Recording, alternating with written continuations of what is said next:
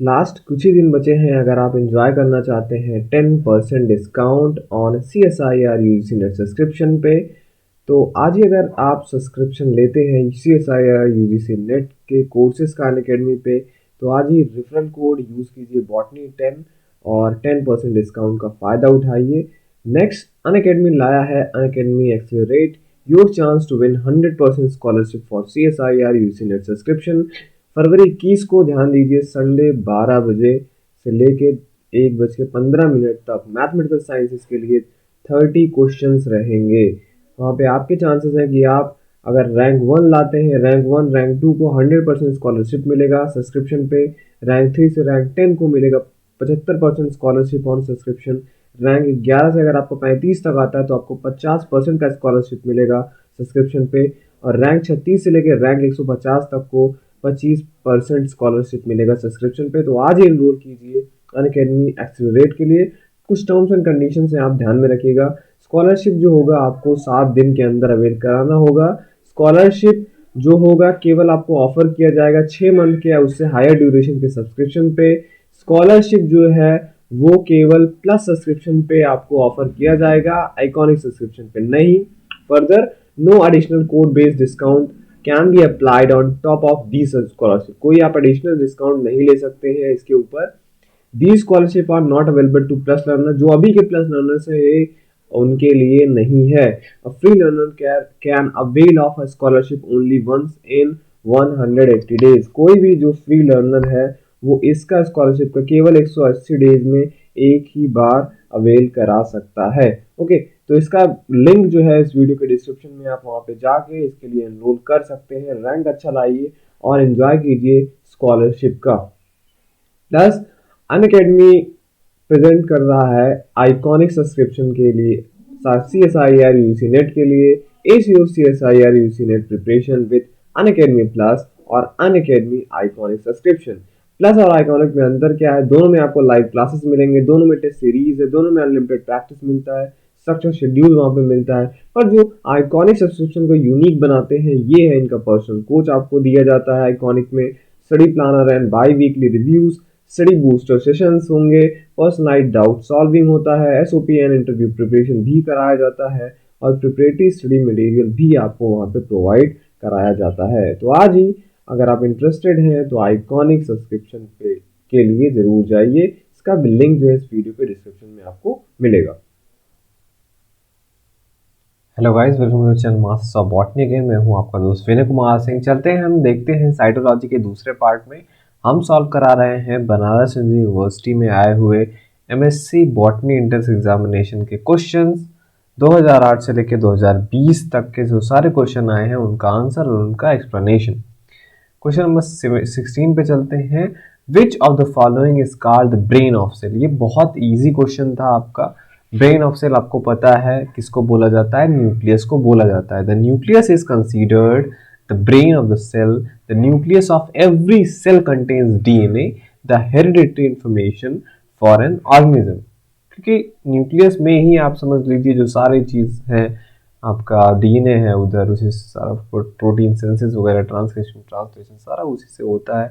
आप कह रही है जो भी इंफॉर्मेशन होता है हमारे DNA में, DNA रिपोजिटरी है आपका, न्यूक्लियस जो है आपका रिपोजिटरी है DNA का, ठीक है, उसी में रहता है और वो सारा फंक्शन करता है, इसीलिए उसको ब्रेन ऑफ द सेल बोलते हैं। क्वेश्चन नंबर 17 पे आते हैं। Nucleoli are rich in. Nucleoli किस में रिच होता है? RNA, chromosome, DNA, RNA and proteins और क्रोमेटिन। तो आपको पता होना चाहिए, मैंने आपसे पिछले वीडियो में भी बताया था कि जो न्यूक्लियोलाई होता है वहाँ पे राइबोसोम्स के सब यूनिट सिंथेसिस होते हैं, RNA भी सिंथेसिस होता है वहीं पे। तो जो न्यूक्लियाई होता है वहाँ पे RNA ज्यादा होता है। तो molecules of rRNA are synthesised in a specialised region of the cell nucleus called the nucleolus, which appears as a dense area within the nucleus and contains a gene that encode rRNA.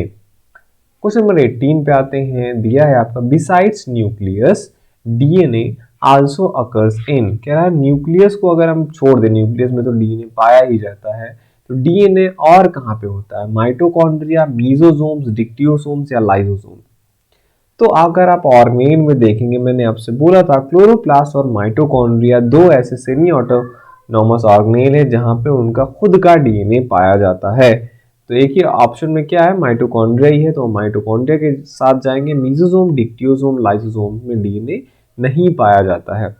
So explanation, it is widely accepted that mitochondria and plastid evolved from bacteria that were engulfed by nucleated ancestor cell। अगर आपने इंडोसिम्बियोटिक theory पढ़ा हो, as a relic of this evolutionary past, both type of organelles contain their own genomes as well as their own biosynthetic machinery for making RNA and organelle proteins। Okay, question number 19 पे आते हैं हम।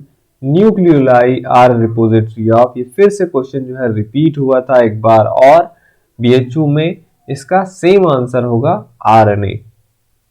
Question number 20 पे हम आते हैं। अब दिया है आपका, ribosomes are chloroplast in mesophyll cells. Mesophyll cells की अगर हम बात कर ले, वहां के क्लोरोप्लास्ट की बात हो रही है, तो उसमें जो राइबोसोम होता है उनके कौन दो सब यूनिट होते हैं, 30s 40s, 30s 50s, 40s and 50s और 40s एंड 60s। तो आपको ये पहली बात तो आप मेजर डिफरेंसेस क्या है, प्रोकैरियोटिक राइबोसोम इधर है, प्रोकैरियोट का जो राइबोसोम होता है उनको हम 70s बोलते हैं, और जो यूकैरियोटिक राइबोसोम होता है वो कौन सा होता है, 80s राइबोसोम होता है।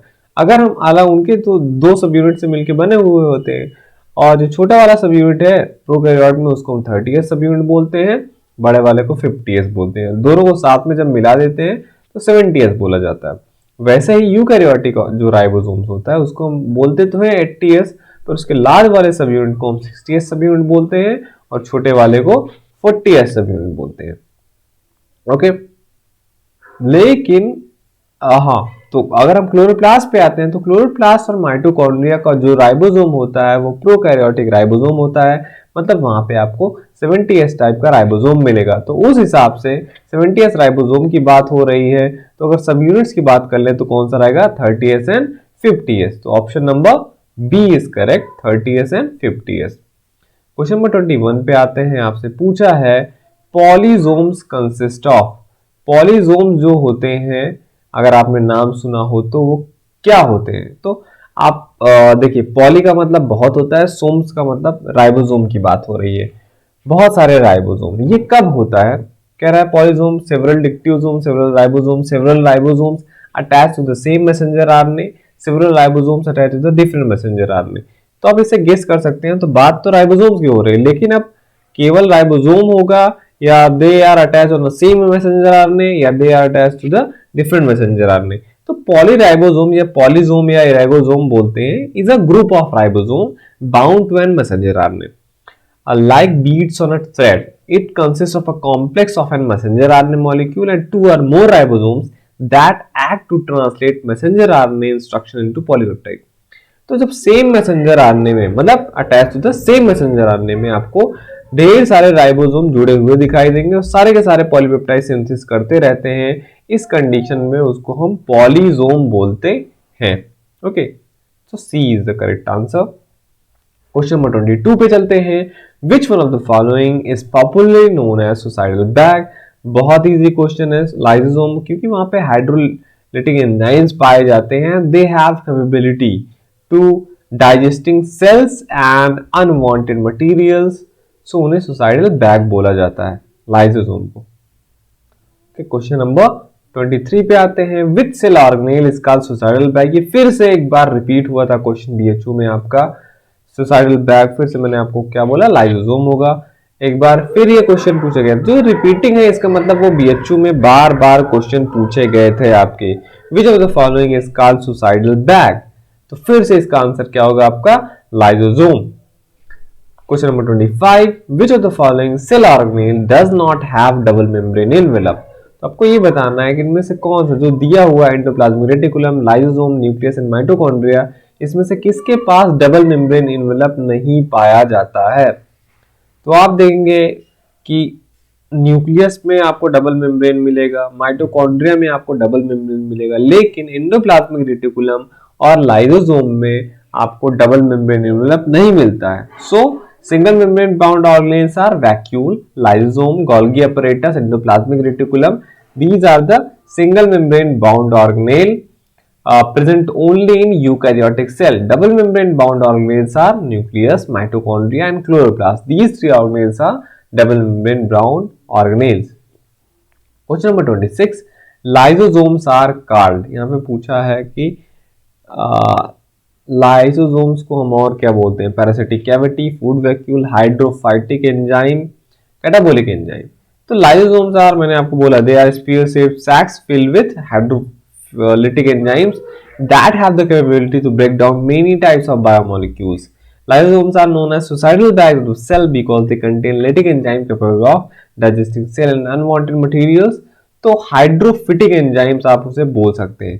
फिर ये क्वेश्चन गड़बड़ है किसी न किसी सेंस में, ये पता नहीं कैसे क्वेश्चन पूछा गया है ये, पर फिर भी हाइड्रो लगा है, आप हाइड्रो लगा दीजिएगा. ठीक. क्वेश्चन नंबर 27 पे हम आते हैं. Next, lysosomes are bounded by. फिर से वही है कि लाइसोसोम क्या होता है, किससे बाउंड रहता है? सिंगल यूनिट मेम्ब्रेन से, डबल यूनिट मेम्ब्रेन से, ट्रिपल यूनिट मेम्ब्रेन से. तो मैंने आपको अभी ही बोला कि vacuole, lysosome, Golgi apparatus, endoplasmic reticulum, they are all single membrane bound organelle. Nucleus, mitochondria and chloroplast are double membrane bound organelle. Question number 28 पे आते हैं. Suicidal bags of cells are. फिर से वही क्वेश्चन है, सुसाइडल बैग किसको बोलते हैं? ये बहुत कॉमन क्वेश्चन है. लाइसोसोम, अगर लाइसोसोम से कोई क्वेश्चन बनाता है तो सुसाइडल बैग, ये वाला क्वेश्चन तो जरूर डालता है, आप हर जगह देखेंगे. तो फिर से आप लाइसोसोम इसका आंसर होगा. क्वेश्चन नंबर 29 पे आते हैं. आपसे पूछा है smooth endoplasmic reticulum synthesises. Smooth endoplasmic reticulum क्या सिंथेसाइज करता है? Carbohydrate, protein, steroid and lipid और ऑल ऑफ दीज. तो जो स्मूथ एंडोप्लाज्मिक रेटिकुलम होता है, ये बहुत सारे मेटाबॉलिक के प्रोसेस में फंक्शन करता है. ये जो होता है सिंथेसाइज क्या करता है? Lipid, phospholipids as in plasma membrane and steroid. Okay, तो steroids and lipids are synthesised by smooth endoplasmic reticulum. Next, come to question number 30. The functional unit of Golgi complex is. Functional unit क्या होता है Golgi complex का? जैसे आप Golgi complex पढ़ते हैं तो उसका फंक्शनल यूनिट क्या होता है?